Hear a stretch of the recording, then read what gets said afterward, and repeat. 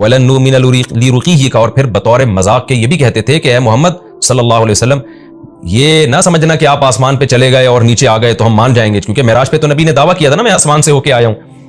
تو یہ نہ سمجھ لینا کہ آپ چلے گئے اور نیچے آ گئے تو ہم مان لیں گے، نہ نہ نہ نہ، حتیٰ تنزل علینا کتابا، ہم اس وقت تک نہیں مانیں گے جب تک آپ ہمارے اوپر ایک کتاب لے کر نہ آئیں، نقرأہ، جس کو ہم پڑھیں اپنی آنکھوں سے دیکھیں۔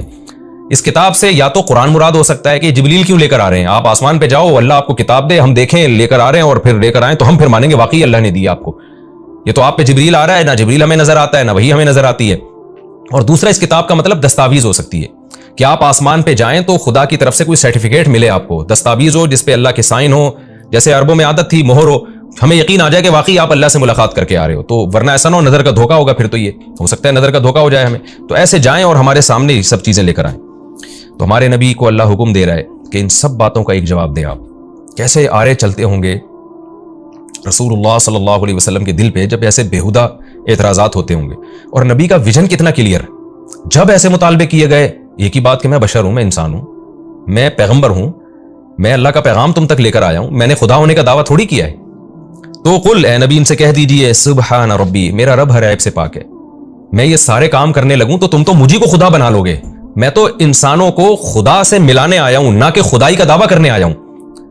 تو سبحان ربی، میرا رب ہر عیب سے پاک ہے، میں اس کے فضائل سنانے کے لیے آیا ہوں، اس کی توحید بیان کرنے کے لیے، اس کی طاقت قدرت بیان کرنے کے لیے آیا ہوں۔ یہ سارے کام میں کرنا شروع کر دوں تو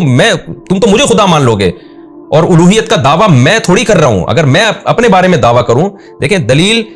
ہمیشہ دعوے پہ دی جاتی ہے، اگر کوئی دعویٰ کرے کہ میں خدا ہوں تو اس کے ذمہ دلیل یہ ہے کہ وہ اپنی طاقت کا مظاہرہ کرے۔ اگر کوئی دعویٰ کر رہا ہے کہ میں ڈاکٹر ہوں تو اس دلیل کیا ہے کہ وہ لوگوں کا علاج کر کے بتائے۔ اگر کوئی یعنی جو بھی آپ کا جس ہنر کا بھی آپ دعویٰ کرتے ہیں نا، تو لوگ آپ سے اس پر دلیل مانگتے ہیں کہ یہ ہنر آپ میں ہے، اس کی کیا دلیل ہے آپ کے پاس۔ یہاں بھی یہی انداز ہے سید الانبیاء صلی اللہ علیہ وسلم کا کہ اللہ آپ سے کہہ رہے ہیں کہ آپ نے خدا ہونے کا دعویٰ تو نہیں کیا نا۔ جو رب خدا ہونے کا دعویٰ کرتا ہے وہ اپنے طاقتور ہونے کے دلائل دیتا ہے کہ اس نے آسمان بنائی، آسمان بنایا، زمین بنائی، اور یہ ساری چیزیں اس نے بنائی ہیں۔ تو آپ صاف طور پہ کہہ دیجئے سبحان ربی، میرا رب ہر عیب سے پاک ہے، ہل کنت الا بشر رسولا، نہیں ہوں میں مگر ایک انسان، رسولہ اللہ کا پیغمبر ہوں۔ تو انسان یہ سارے کام نہیں کر سکتا، میں نے خدا ہونے کا دعویٰ نہیں کیا۔